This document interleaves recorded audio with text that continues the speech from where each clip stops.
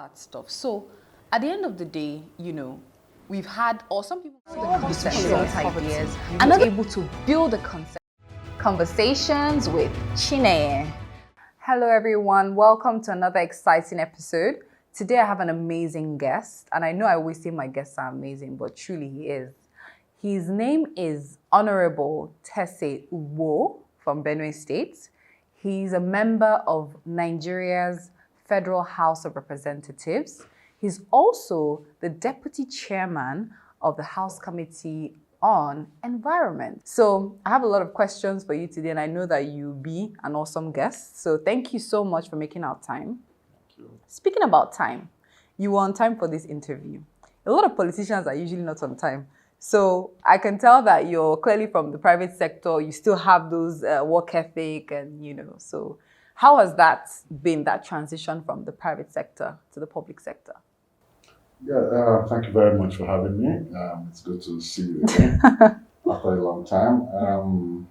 Yes, I transitioned from private sector. I was an environmental consultant. Okay. I'm helping to promote and advocate for environmental policy, environmental initiatives, projects. Of course, helping to push the narrative for sustainable development in Nigeria. I did this for many, many years successfully, but I decided to have a career switch somewhere because I wanted to make a lot more impact, with the time I have here on Earth. And one of the ways that I thought I could do that was to get into office where I could be in the middle of the work that needs to be done in terms of changing policies, making laws, and of course oversight to make sure that the government is, doing things right. And then of course I indicated interest. I contested for House of Reps in 2015. I lost the first time. Wow. I went back to business. I came back and contested again in 2019. I lost the second time. But I didn't give up. I love I that. went back to private practice, but I still kept in touch with the community. I still kept in touch with the people, with the supporters back home. And then I came again in 2023. And this time I won. The third time was the charm. So eventually I won.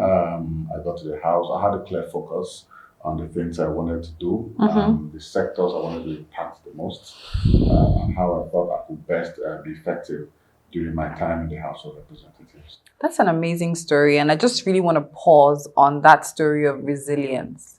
A lot of people think that it's a walk in the park. You can see that 2015 you did it, you lost.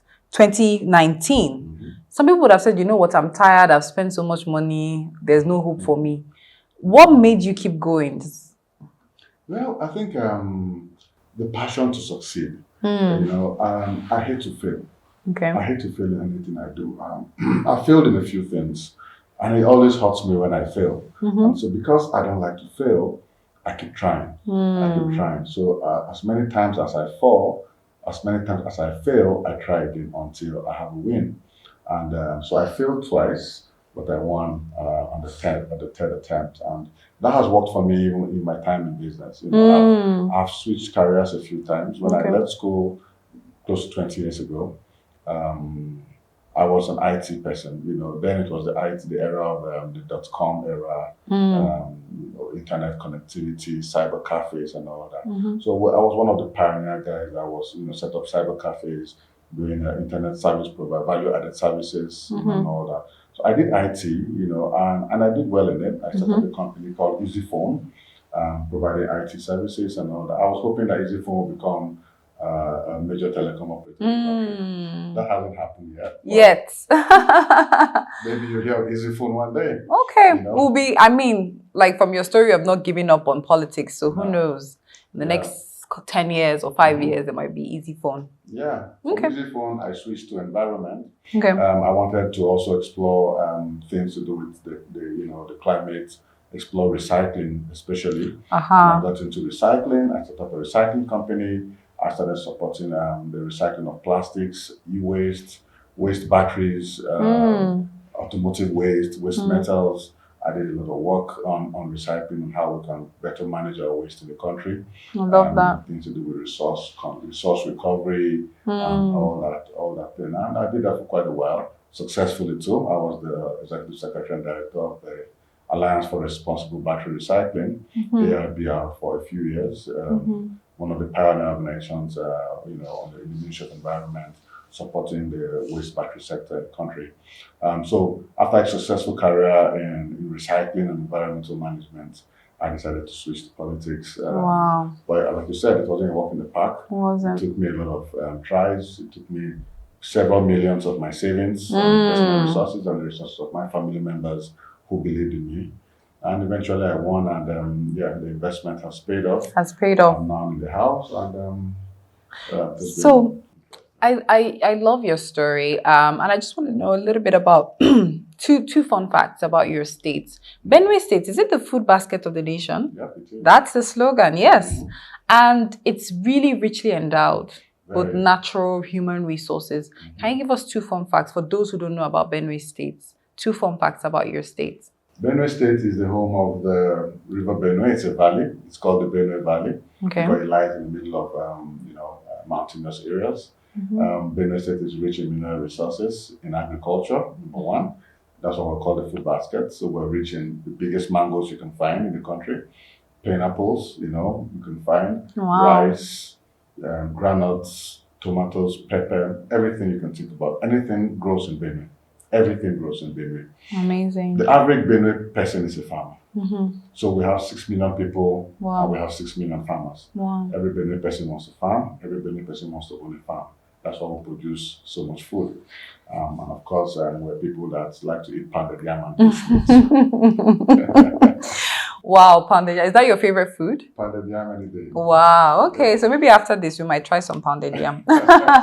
Okay, so the next question is around, you talked about farming and we talked about food. And we all know that right now in the country, there's a lot of food scarcity, a lot of inflation. Average citizens are finding it hard to afford 3 square meals. In fact, I've seen interviews, surveys have showed that people even just eat once a day, then they just take water and other things to fill their tummy in between.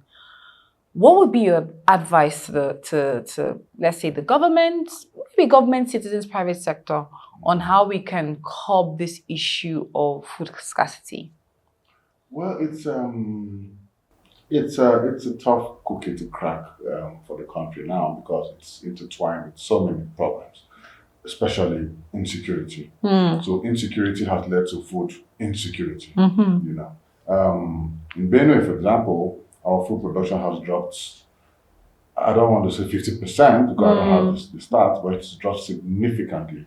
The United Nations estimates that there are over 1.2 million displaced people. And these are all predominantly farmers. So Nigeria has lost 1.2 million people who would have otherwise been farming. They are all displaced. 1.2 million? 1.2 million people. Wow. All displaced from their communities. And these are predominantly farming communities. This has been going on for 10 to 15 years now because of the farmer-headed clashes in Benue State. Food prices have gone up in Benue because of the low yield, the low agriculture going on, displacements and all that.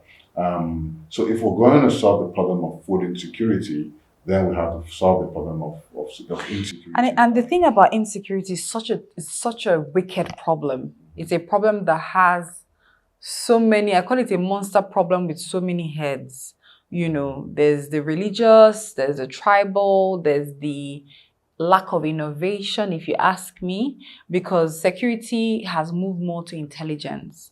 And I find that in Nigeria, a lot of our security is still, you see people with hillocks and armed men, boots on the ground.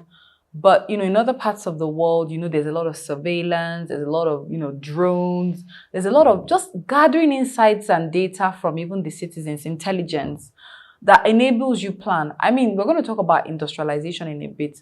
One of the things I always used to wonder, we spend billions fighting Boko Haram, insurgency, all this stuff. Why don't we manufacture some of the arms and, equipment that you use for security? We don't manufacture a lot of them locally. There's a lot of capital flights that goes out there. Because countries that have had insecurity, all around the world, they become experts in security in a way, because in a way, a challenge should lead to an opportunity for you to improve, right? So now that we have a country that is multi-tribal, multi-ethnic, multi-religious, what do you think is the lasting solution to this security problem? Well, I think, yeah, it's a good idea, to look at AI, look at technology, drone surveillance and all that, geospatial surveillance to see what is going on across. But it's a very complicated landscape, Yeah, because the problem is multidimensional. As absolutely. long as you keep creating young people who are uneducated, Mm-hmm. unenlightened, Mm-hmm. or who Unemployed. are unemployed, of course, you will always find people who will always give, who will always be prone They'll to be be, used, yeah. to commit crime, used to form groups and militias to commit all the atrocities that we faced in the country over the last several years. So it has to do with economic growth. How Yeah, well I are love we that. expanding our economy Yeah. so that the average person, the average young person, can find himself in a productive sector, can find himself in a productive business that discourages the need to go into crime, violence, banditry, and things like that. That is one side of it. Second side of it is the lifestyle change for the kind of trade that's how we practice agriculture in the country, both for animals, animal rearing, animal husbandry, and farming itself. We're still very subsistence kind of farming. So when there's a farmer-headed clash, like has been the case in Benue and many other states across the North Central that are predominantly farming communities, then the farming output in the country drops because we need the people to farm because we're still very dependent on individual farmers. It's not mechanized, it's not where industrialized. you have large industrial farms, mechanized farms where you don't even have a lot of physical people Human beings, human beings who work every day. But of course, you need human beings to work in farms. To operate the to operate machinery and machines all that. and do things like that. So once you displace too many communities, you're displacing the whole farming activity, and this is going to definitely lead to a rise in price of goods, a scarcity of certain products, goods in the market, and things like that. And so government needs to work on improving the quality of life of its citizens, changing the lifestyle of the herders, from the migratory, pastoral herding style to a more ranching. Ranching and system of farm. But you see, the beef, the nutrition we get from beef in Nigeria comes predominantly from the cows, which are predominantly reared by the north, especially the Fulani. The Fulanis, The Igbos don't rear cows, that much. The southwest, they don't rear cows. Of course, they have abattoirs and things like that. But most of the cows come from these cattle rearers, so they contribute a whole lot. There are in the last estimate, I think we consume something like 20 million cows every year. Wow. In Nigeria. So if you look at 20 million cows on the average, look at the cost of a cow, something like 200,000 naira per cow times 20 million, that will tell you the size of. It's a huge market. It's a very huge It's market. a huge market. So government needs to look at this market very holistically. Yeah. Nigeria consumes 20 million cows, worth 20 million times 200,000, billions of naira. How can we invest money targeted at improving how we rear cattle in Nigeria so that it doesn't affect the farmers who are also so useful, who also need support, absolutely, to improve the farming, improve the yields and the productivity of agriculture in the country. So it's very multidimensional. It's a very multidimensional. But I want to ask a question. I want to ask a question around, identity. They say there's identity politics, and then there's the sense of identity of who is a Nigerian. I'm tying it to the question of insecurity because the Middle Belt where you're from, there's been a lot of issues around identity. So in Africa, you have a lot of countries that are multi-ethnic, different tribes, living peacefully. You don't hear so much about the clashes. Sometimes, I was in South Africa last year. I was having a conversation with some people. A Nigerian man, part of the conversation, told me that the issue with Black people or Africa is actually the Black man. that the issue with our continent, he was trying to explain that the shape of our brain or something that makes us prone to, because we're talking about the fact that like South Africa is so developed, white people live there, obviously there was apartheid and all that, which is horrible past, horrible history. Yeah. However, when you go there, you see the infrastructure, you see the roads, you see the buildings. And some people say, if it wasn't for the white people, there won't be all these developments. There won't be all this infrastructure. Now, we talk about colonization and even slave trade and all the exploitation of the black race, but we've had our independence. Well, why is it that we keep fighting ourselves? My sister recently, we're talking about Haiti and the issue in Haiti that, if you look at Haiti, you think it's still an African country. They're fighting themselves, they're killing themselves. Do you think it's a problem of the black man, the black race? And I'm sorry I'm saying this because I'm very pro-African, I'm Pan-African, but what is it about us that makes us fight and kill one another? Why can't we self-govern? Why can't we embrace peace? Why can't we find a system? I mean, a good example is Rwanda. There was what's it called? Genocide. The genocide, right? The Hutus and the Tutsis and all that. However, they've been able to come up with a system now. They had the community, the local, the courts, the system of, trying to make peace. They kind of actually used their own model that worked for them. The peace and reconciliation panels, people confessed, people were reunited. Those who didn't do, were in prison. But there was justice, at least to a large extent. And even till now, they don't take their security for granted and all that. Bringing it back to Nigeria. Obviously, we have a Pan-African audience. That's why I'm giving all these examples. What is your take on that? Well, I think that, countries survive, country work based on systems. And it is hard to go back to the past, no matter the amount of books you read about the history of Africa, where our level of development was at the time we got colonized, and where we would have been today if we were never colonized. What would have been the black race if there was never slavery, if there was never colonization, there's never all that thing that kind of disrupted our history. Yeah. And should I say confused our identity, took away our pride, took away our self-esteem as people. Racism, playing a major factor, down the road. And therefore giving us a very disorganized continent, giving us a very disorganized system. Like we talk about Haiti, is a country where you take a bunch of slaves and throw them on an island, and without support, without a system, and just expect them to get together and make things work. And of course, there's still a lot of influence, there's still a lot of control, there's still a lot going on. There are sanctions, there are, all kinds of things. We've been very unlucky as a continent to find ourselves on the receiving side. But can't we take matters into our hands now and say, yes, we've had a checkered past. Now we're leading ourselves. We have our systems, we have our governments. Can't we do something now? I mean, why do we still have farmer-herder clashes? I feel like it's still very barbaric. It's still very, I don't know if you get my point. I do. We're still we still have a lot of primitive cultures, that have not caught up to the industrialized or the civilized way of life. So we still have these farmers, we still have these herders, we still have these people that survive on land and water for basic survival. And until we are able to improve the quality of life and create a system where everybody is carried along, where education, very important, becomes a bedrock of our development, where people are educated to know how to improve themselves and how to be part of a collective society. Now, let me bring this home to you. You're in government now. It's easy for people to say, you know what, this thing is so bad, it's so horrible. When I get into government, I'll try and fix it.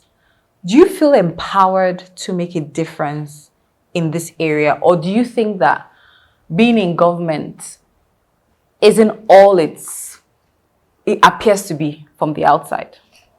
Well, being in government at the level I am, as a House of Representatives member, I found that I am a small pin in a large box, pin in a haystack, as they say. I can only make impact in my own little way, I can impact my environment, I can impact my community, and I can do things to impact the country. And that is why when I got sworn into the House of Reps, I thought about what to do, where to start, to make an impact, to make a difference in this country.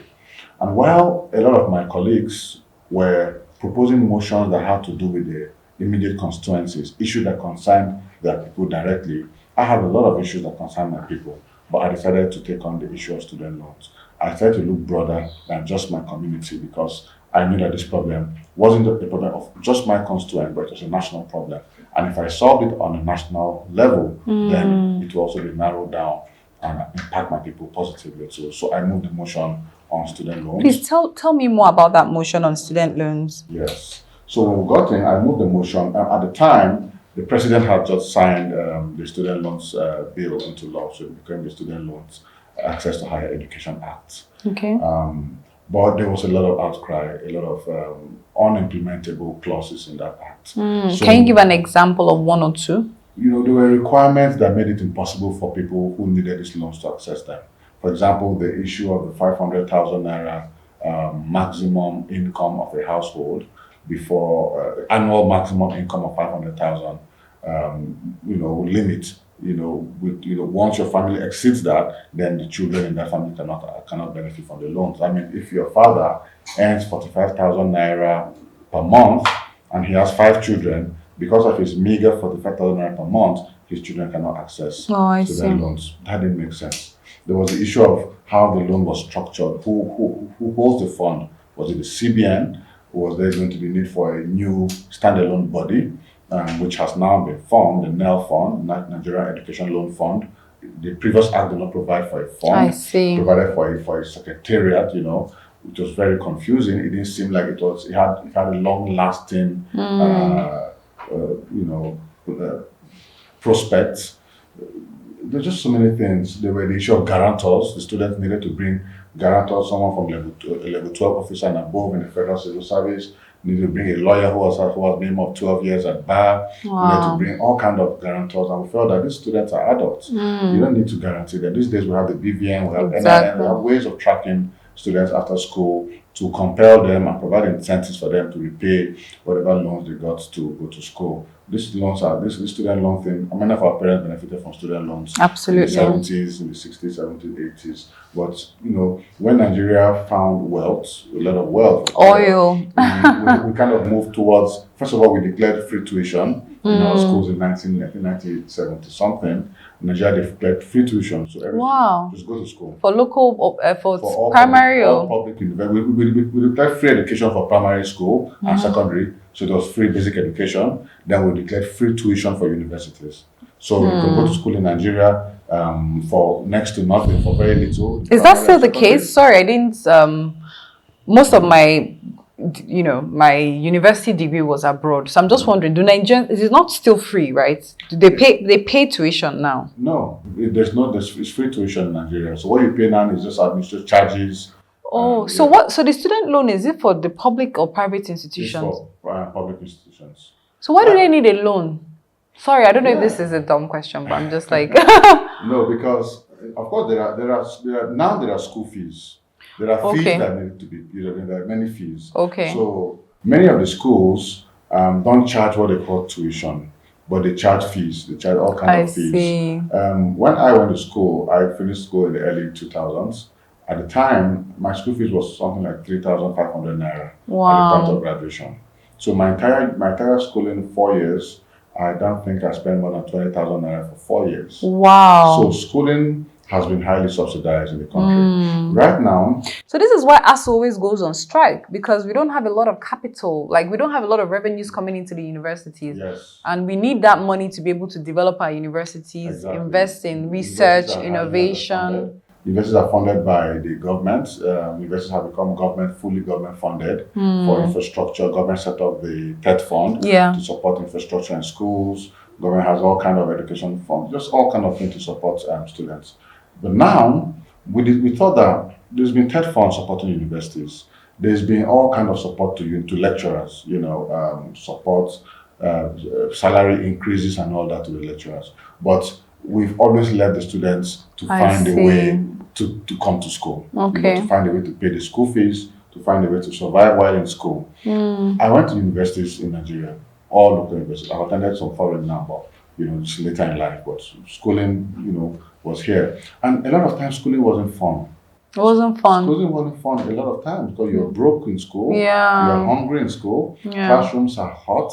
You don't have the money to buy books. You're looking for house for off-campus room. The hostels are tight. Yeah, hostels hostels are crazy. It was a mess. But students have to go to schools in those conditions. So how much has government done over the years to improve the quality of learning for students themselves, to support them to pay school fees and all that?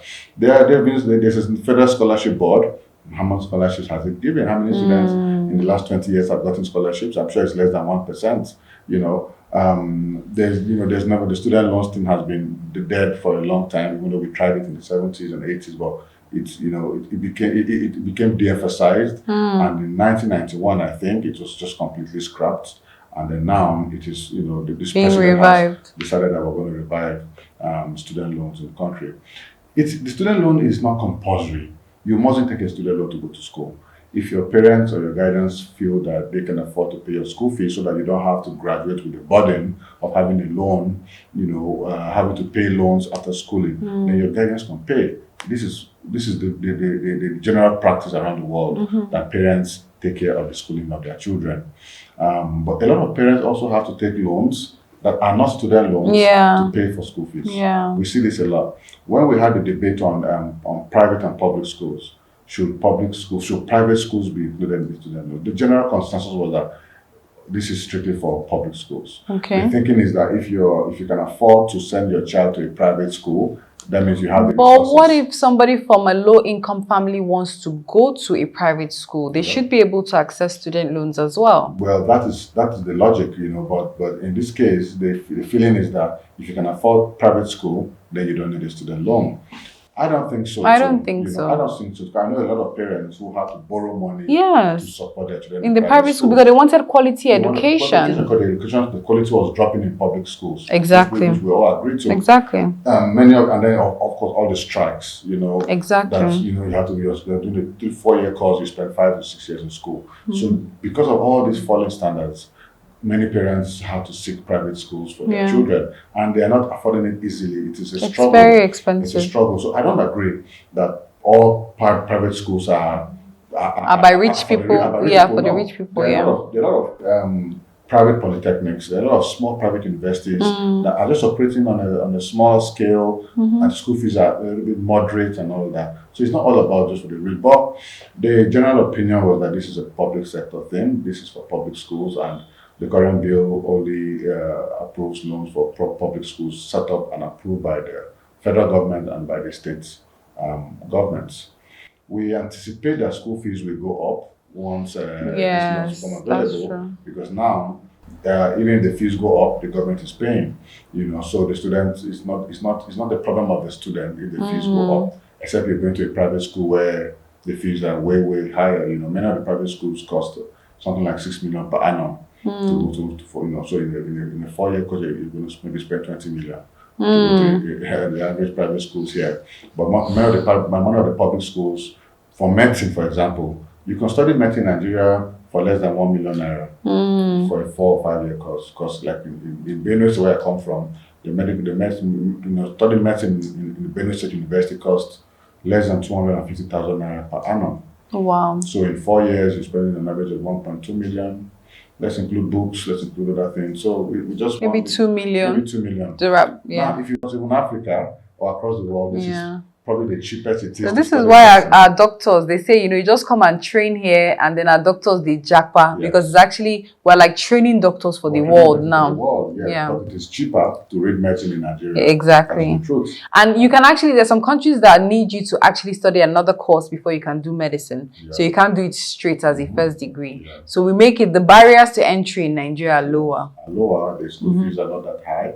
But because of the resilience, we learn, we get to learn very well. That's why when we go abroad, we become, we do very well because we've learned a lot studying in Nigeria. So the quality of education may be dropping, but the knowledge is there. The history of the knowledge, we've had professors, we have some of the best professors in the world, and many of them are still in the country, and they're transferring this knowledge. The challenge is the learning environment is really difficult, and then of course how you can advance a career in medicine in Nigeria and be competitive with your colleagues around the world, which is what has caused the brain drain out of the country. So to summarize the whole idea of student loans, student loans are very important. They give an opportunity to indigent citizens in our country to afford higher education.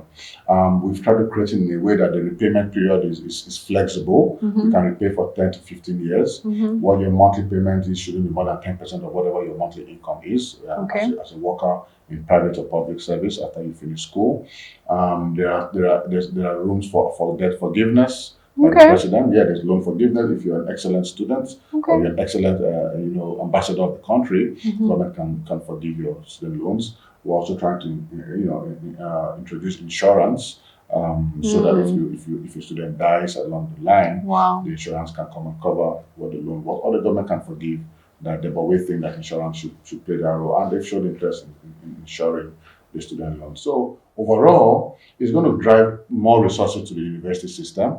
So it's a win-win situation for the universities and for the students. It's a win situation for the Nigerian education system. More money is going to go down that road into education. The UNICEF recommends something like 20% of the national budget on education. Nigeria does around 6%, sometimes 3%. That's abysmal. Way lower. One of the lowest in Africa, again. So we're trying to see how we can push this figure up. The new student loans bill recommends 1% of all federal taxes, all federal revenue on student loans. So there's an education tax. There's an education tax, but that is even different. It's different. Yes, this is a student loans fund. Funded from 1% of all government revenue. So we expect that 1% of government revenue should run into a few billions. That should be able to take care of a good number of student loan applications in the country. And while we're there, once the program is launched and we see how well it's doing, we see how many students, the number of students it can cover.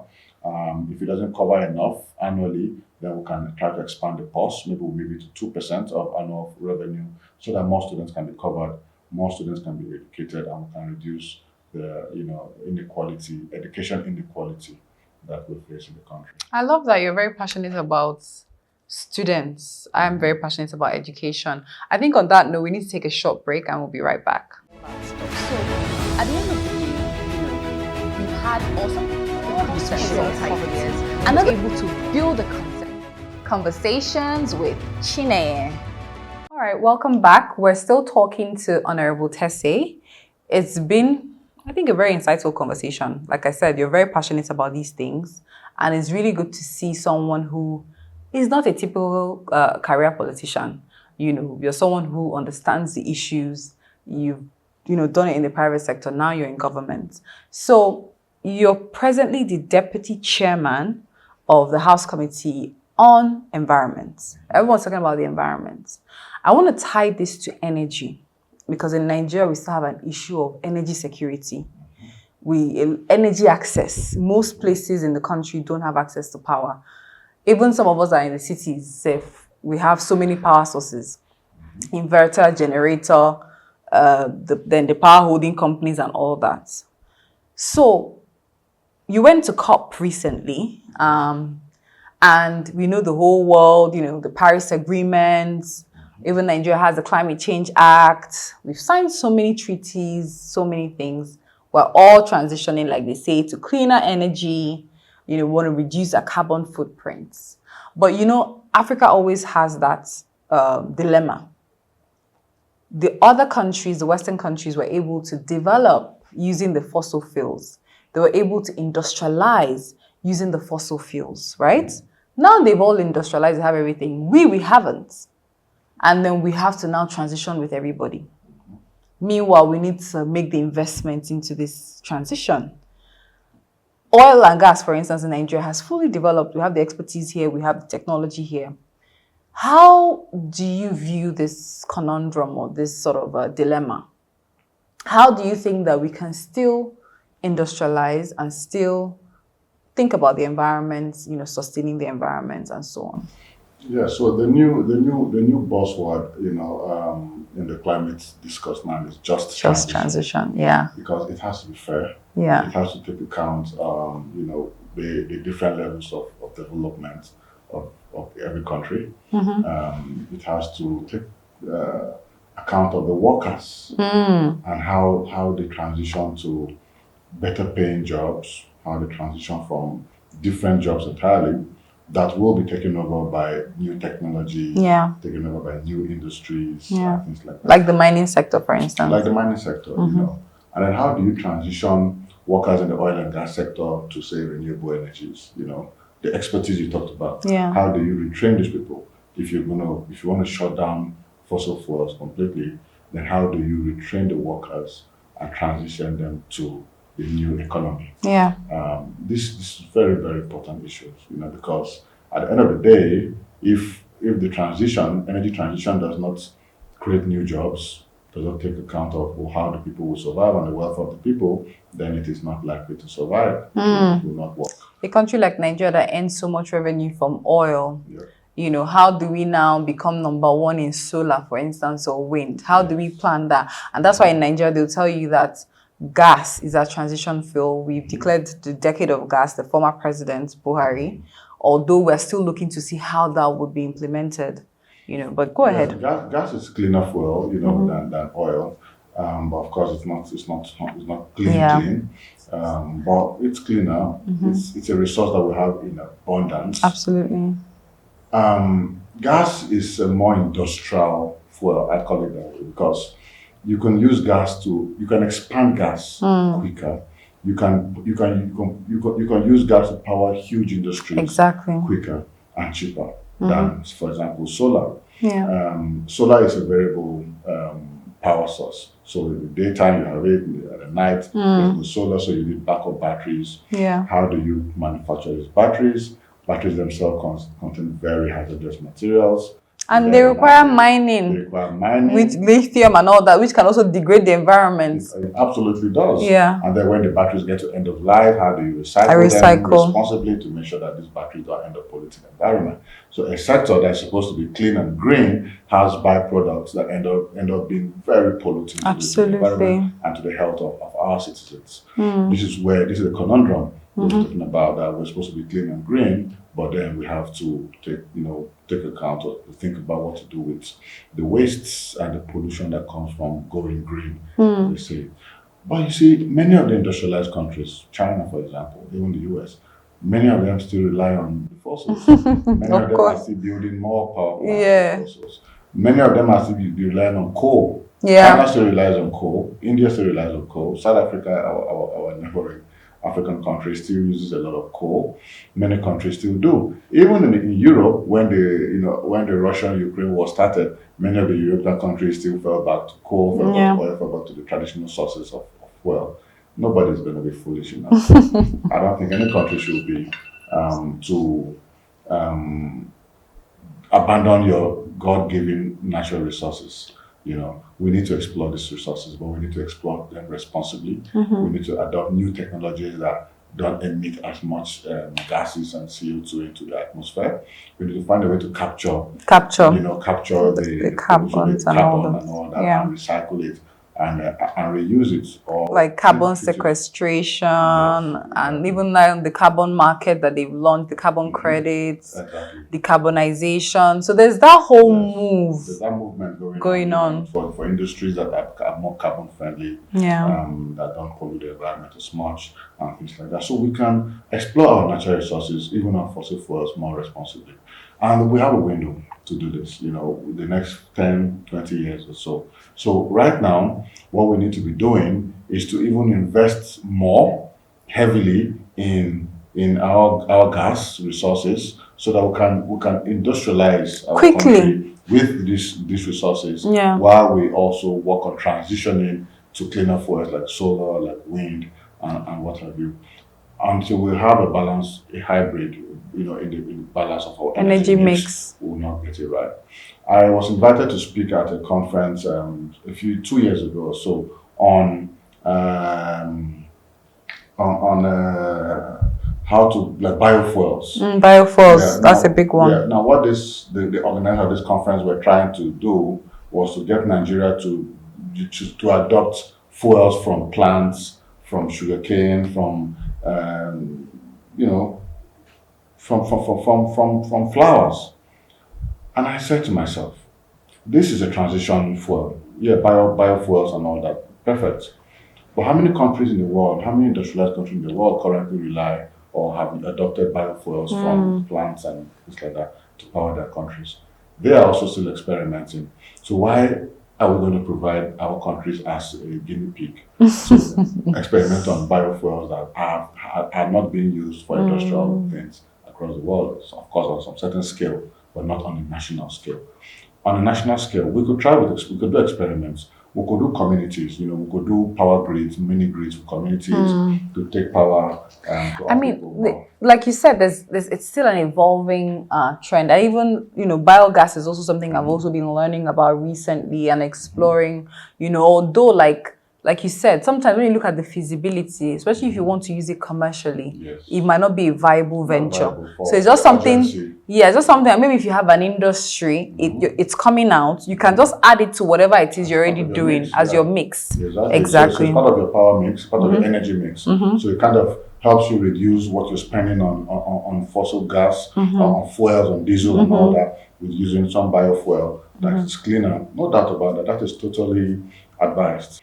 But for this to work, government has to maybe involved in the collection, the transportation, and delivery. There needs to be substations, transfer stations. This has to be approved by government. The cost of the power has to be approved by government. In Nigeria, we subsidize power. And so if I'm going to do waste to energy, I'm going to have to play the entire role of the process of collection, transportation, and delivery, sorting and then recycling before, power. Then they have to be very expensive. Very expensive. So there needs to be incentives down the road. Government needs to pay fees to the waste to energy plants as waste management fees to the or maybe even a subsidy or something. And things like that. Yeah, but there are ways that these things are structured into the entire process of these waste management systems. Nigeria has not found a model. Thank you so much. I think this has been such an amazing conversation. I've learned so much from Honorable Terseer. And, for those out there, you can see that they're normal human beings in this National Assembly. We keep bashing them and all that. Yes, it's good to hold them accountable. But they're actually people like you and I, intellectuals, people who came from the private sector, people who mean well, and people who are working day and night to try and make a difference. So please, let's also be circumspect. Let's also keep an open mind. Yes, hold our leaders accountable, but also still see how we can work with them to co-create solutions for the issues that are facing us. So thank you so much for joining us. It's been an awesome conversation. Thank you for your time. We truly, truly appreciate your presence, and we'll keep calling on you for all those promises, all those bills, and all the things that you said you will support. We'll be here to hold you accountable. Conversations with Chinenye. It was such an amazing conversation with Honorable Terseer Ugbor. And, the whole idea of us doing this is to be able to bring to you guys real stories, lived experience of people who are nation builders, people who have left, the sidelines to get involved, to join the race, and it's not easy. Like we all know, there are highs and lows. A word for each and every one of you out there. There is something you can do to make a difference, and at Africa Policy Conversations and the other organizations that we champion, our goal is to make a difference, is to contribute our own quota to nation building. We believe that Africa and Africans have the potential to be the greatest in the world. And we believe that we can do so much to reduce poverty, to create wealth, and to empower our citizens. So for you guys out there, in case you're wondering how to get involved, you can volunteer to be a part of Africa Policy Conversations. You can like, share, and subscribe to this channel, and you can donate to any of the projects that we're working on. Some of the things that we're really passionate about include training and developing the capacity of the next generation of leaders out there, which could be you, and we're also supporting good governance and evidence-based and user-centric policies. So that's it for me. I'm signing off. Make sure you join us for the next episode. Thank you. Conversations with Chinenye.